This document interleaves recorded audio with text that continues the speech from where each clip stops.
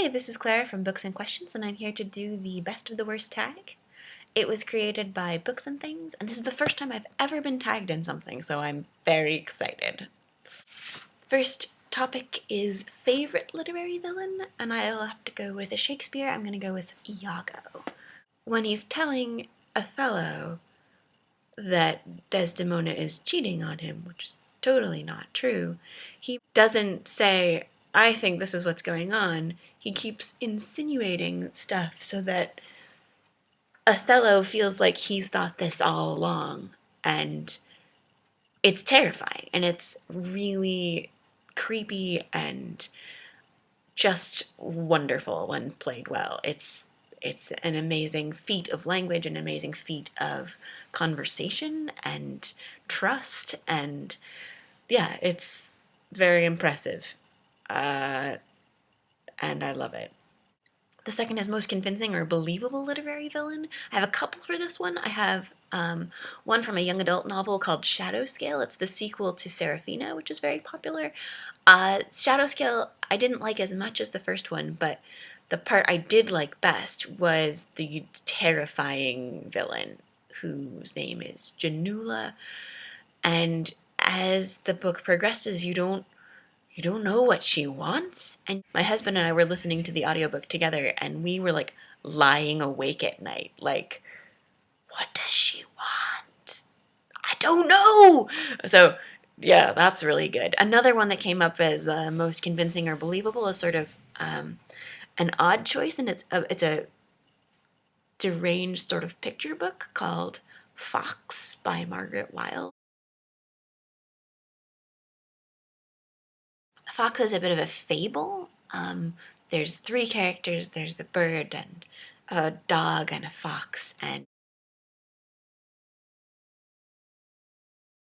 the fox convinces the bird to leave the dog who has been faithful, and go with the fox. And it has this crazy ending where you think the fox is for sure gonna eat the bird, but it ends up being even worse. So yeah, it's a terrifying book, and don't buy it for little kids unless you're wanting to talk with them about it, because it's pretty dark. Okay, the third question is least convincing literary villain. I'm gonna go with The Trade Master in Sun by Lois Lowry. I love Lois Lowry, and I love the Giver Quartet, of which Sun is the fourth book, but the villain that sort of drives it, I didn't buy it. He became sort of a like mythical villain in this sort of dystopian world, and it didn't do it for me. I know some people really like a lot of things about this book. I loved the book, but didn't love the villain, much like, I guess, Voldemort. Number 4 is a character who is supposed to be a villain, but you view as a hero. I didn't have a great answer for this, but someone who came to mind as being sort of like this is the character Jack Boughton in Gilead and in Home by Marilynne Robinson. He's like, it's not a storyline that promotes like heroes and villains. It's set in small town Iowa, and it's like Jack is a preacher's son who's sort of left the faith. But in the first book, by the end, and then especially in the second book, in Home, you get to see things a lot more from Jack's perspective, and the ways in which his own household and his like pastor of a father is less wonderful than you thought. So Jack Boughton maybe is a hero who's supposed to be a villain, but the book asks those questions too, so I don't know. Don't have a good answer for that one. Character who's supposed to be a hero but you view as a villain. There were so many that I could think of for this one, but the one I'm gonna go with is Quentin in The Magicians. I hated this character. I didn't even finish the book, so maybe I'm not supposed to. Like, maybe he gets better by the end or not. Like, poor me. I've been friend-zoned. Oh, poor me. I don't have everyone, like, worshipping me. Like, it's... Have you read this? Do you like this book? What do you like about it? Tell me. I want to know. I prefer enjoying books to not enjoying books. So if you have insight in The Magicians, and are the sequels better? I don't know. A book where the line between hero and villain or good and evil is blurred. Whew!